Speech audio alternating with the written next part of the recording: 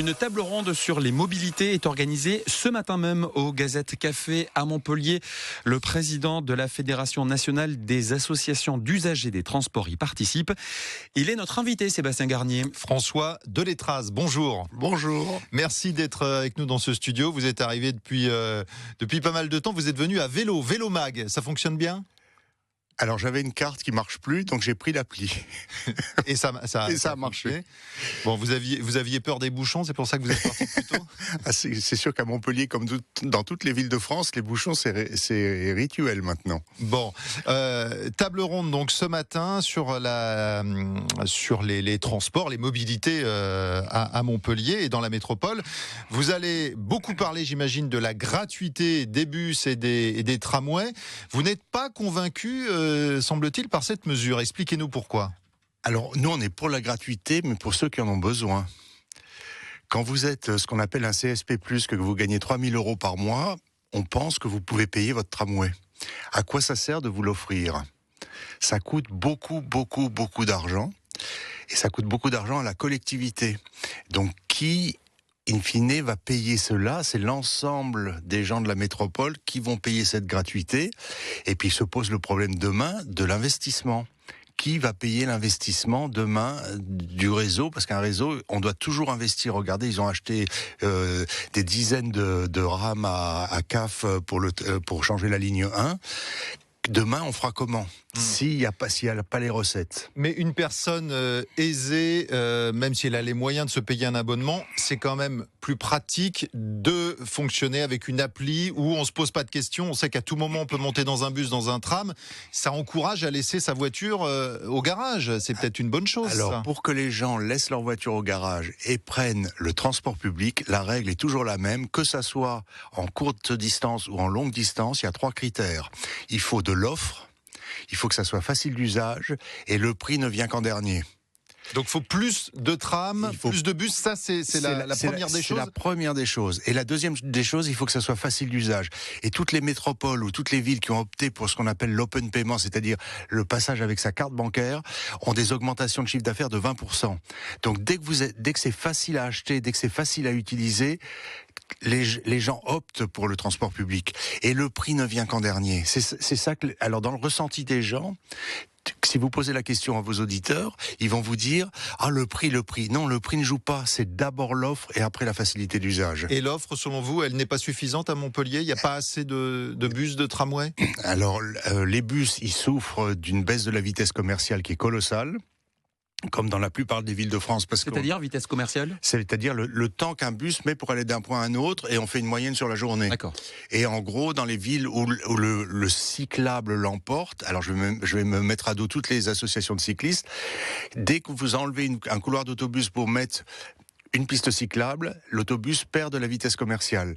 Et ça, plus le bus va lentement, moins les gens le prennent. Donc ça, c'est l'offre.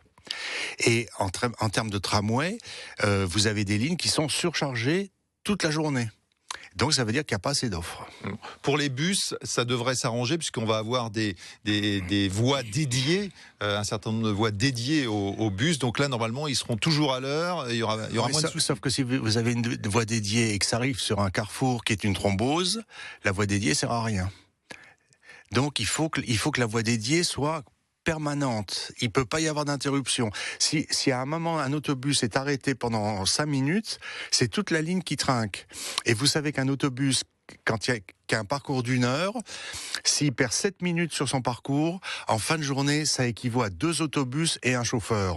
Donc vous voyez le coût que représente pour la collectivité le fait que les bus roulent pas assez vite. Bon, voilà pour la gratuité. Vous allez parler aussi, j'imagine, d'autres moyens de transport. La voiture, on y viendra sur les ZFE. Mais d'abord, l'avion, le train. Je crois que le nombre de passagers entre Montpellier, aéroport, et Paris a été divisé par 2. Et tout ça s'est reporté sur le train. Le problème, le train, ça coûte plus cher et les trains sont bondés. Alors, la problématique de Montpellier, ça a été la même chose qu'avait entre Bordeaux et Orly. Quand Air France a décidé d'arrêter sa navette, il y a eu 300 000 places en moins entre l'aéroport de Montpellier et Paris. Ces 300 000 personnes, elles ont voyagé. Elles se sont reportées sur le train. Le problème du train, c'est que la SNCF n'avait pas de rame pour augmenter l'offre. Donc, vous vous retrouvez aujourd'hui en milieu de semaine avec des TGV complets, alors que les gens veulent voyager. Et plus le train est plein, plus le train est cher.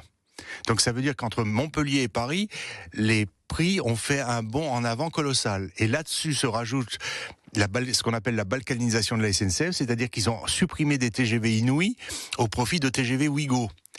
Sauf que quand vous avez un billet Inouï, vous pouvez pas prendre un Ouigo. Et vice-versa. Et oui, donc le Ouigo est moins cher. Non. En général, si, quand même. Si vous avez une carte avantage, c'est pareil.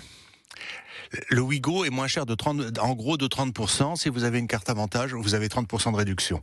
Et les conditions d'offre et d'échange du TGV Inouï sont bien meilleures que celles de Ouigo. Un dernier mot, François Deletraz, sur la ZFE, suspendue donc à Montpellier, zone à faible émission, suspendue jusqu'en 2027, mais pas annulée pour l'instant. Vous en pensez quoi, vous, des ZFE ? Il ne faut pas faire de lois qui ne sont pas applicables. C'est aussi simple que ça.